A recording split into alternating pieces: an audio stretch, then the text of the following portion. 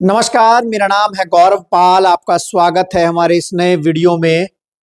अभी अभी एक खबर आई है और खबर बहुत बड़ी है। जी हाँ, ममता बनर्जी और मायावती ने एक बड़ा झटका मोदी और राहुल को दे दिया है दोस्तों। जी हाँ, आकाश आनंद ने भी दिल्ली चुनाव को लेकर एक बड़ा बयान दिया है। जी हाँ, क्या है वो तीनों खबर, उन तीनों खबर पर हम बात करेंगे। लेकिन शुरुआत करते हैं ममता बनर्जी से। ममता बनर्जी ने राहुल गांधी और इंडिया गठबंधन को बड़ा वाला झटका दिया है। जी हाँ दोस्तों, जैसे कि आप सभी लोग जानते हैं कि इंडिया गठबंधन की हिस्सेदार थी ममता बनर्जी कहने के लिए, क्योंकि बंगाल में जब चुनाव हुआ तो ममता बनर्जी कांग्रेस से अलग हटकर चुनाव लड़ी थी। लेकिन फिर भी बीजेपी के सामने जो था वो इंडिया गठबंधन था, उसमें ममता बनर्जी भी शामिल रहती थी।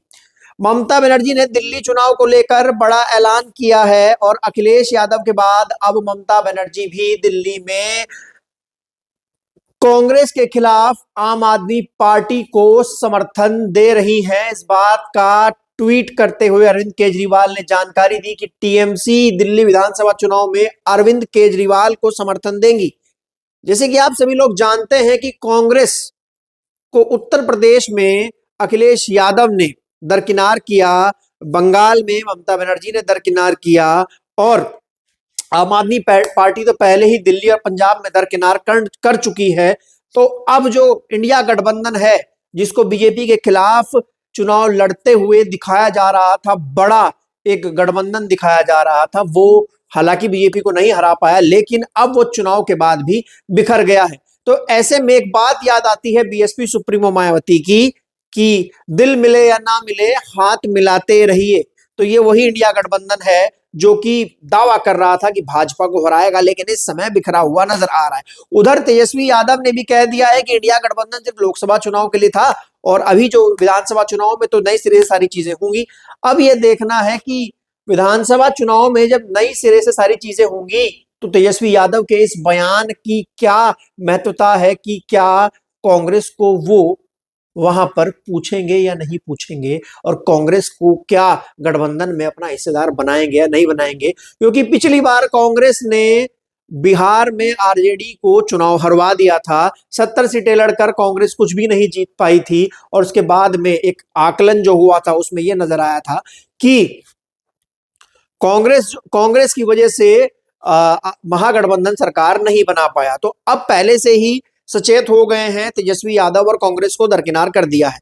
दूसरी खबर आ रही है बसपा के खेमे से। जी हां, बीएसपी सुप्रीमो मायावती और आकाश आनंद ने अरविंद केजरीवाल, नरेंद्र मोदी और राहुल गांधी पर हमला बोला है। जी हां, पहले बात करते हैं हम बीएसपी सुप्रीमो मायावती ने क्या बोला है। देश की गिरती मुद्रास्फीति पर बीएसपी सुप्रीमो मायावती ने चिंता जताई है और सरकार को चेतावनी दी है।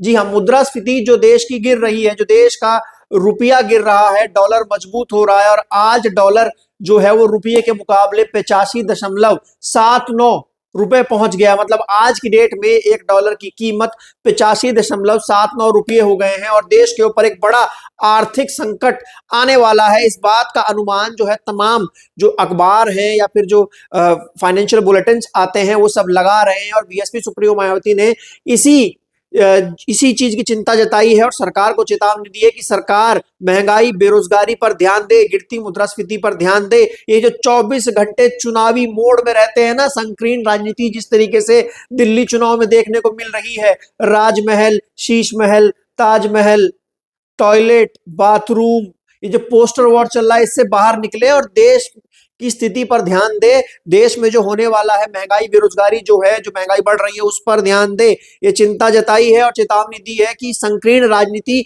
को छोड़े मोदी सरकार और मुद्रास्फीति पर ध्यान दे। खासकर जो निर्मला सीतारमन जो देश की फाइनेंस मिनिस्टर है, उनको ये चेतावनी है। उसके बाद हम बात करते हैं, आकाश आनंद ने भी आज एक ट्वीट किया है और ट्वीट में क्या कुछ कहा है ये भी हम आपको बताएंगे। आकाश आनंद ने दिल्ली चुनाव को लेकर ट्वीट किया और उस ट्वीट में कहा कि हमको शीश महल और ताजमहल नहीं, रोजगार चाहिए। मतलब जो दिल्ली चुनाव में बीजेपी और आम आदमी पार्टी ने मामला बना दिया है शीश महल और ताजमहल का, वो हमको नहीं चाहिए, हमको रोजगार चाहिए। असल मुद्दों पर बात कीजिए। हाल ही में कुछ दिनों पहले आकाश आनंद की स्पीच वायरल हो रही थी और खबरों में वो बने हुए थे, जिसमें वो लगातार प्रधानमंत्री मोदी, कांग्रेस और केजरीवाल को लगातार टारगेट कर रहे थे। केजरीवाल को उन्होंने कहा कि उनकी तो जो वादों की लिस्ट है वो इतनी लंबी है जैसे द्रौपदी की साड़ी, वो फेंकते रहे, हम लपेटते रहे, कभी खत्म नहीं होती है। प्रधानमंत्री मोदी पर उन्होंने कहा था कि प्रधानमंत्री मोदी आज जो झुग्गी झोपड़ी वालों को 1600 मकान बांटकर उनको बता रहे हैं कि हम उनके हितैषी हैं, तो 5 साल से कहां थे। और वहीं कांग्रेस को तो उन्होंने बोला था कि नए नए अम्बेडकरवादी बने हैं, नीली टी शर्ट नीली साड़ी पहनकर घूमते हैं राहुल गांधी, प्रियंका गांधी, और दिखावटी अम्बेडकरवादी हैं।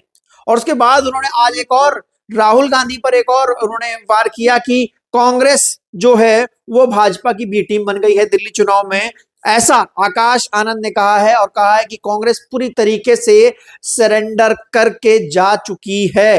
भाजपा के सामने कांग्रेस ने पूरी तरीके से सरेंडर कर दिया है। कांग्रेस पूरी तरीके से बीजेपी के पाले में खेल रही है।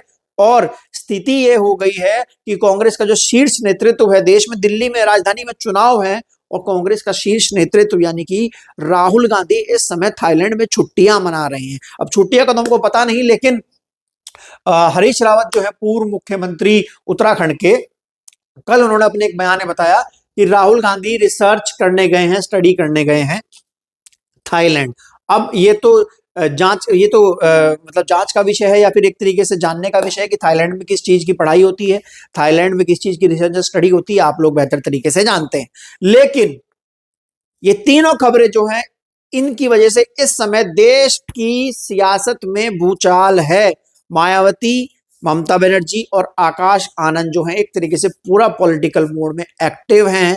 और इधर जो खिचड़ी चल रही है, जो आम आदमी पार्टी और बीजेपी में, शीश महल घर, और कभी संजय सिंह बोलते हैं कि हम शीश महल दिखाएंगे, बीजेपी बोलती है कि हम उनके घर में तो सोने का टॉयलेट है, सोने का बाथरूम है। उसके बाद जो आम आदमी पार्टी की ओर से बोले थे कि हम प्रधानमंत्री का घर देखेंगे, प्रधानमंत्री घर में 300 करोड़ का कालीन है, प्रधानमंत्री के घर में तमाम चीजें, जो आरोप है आम आदमी पार्टी लगा रही है।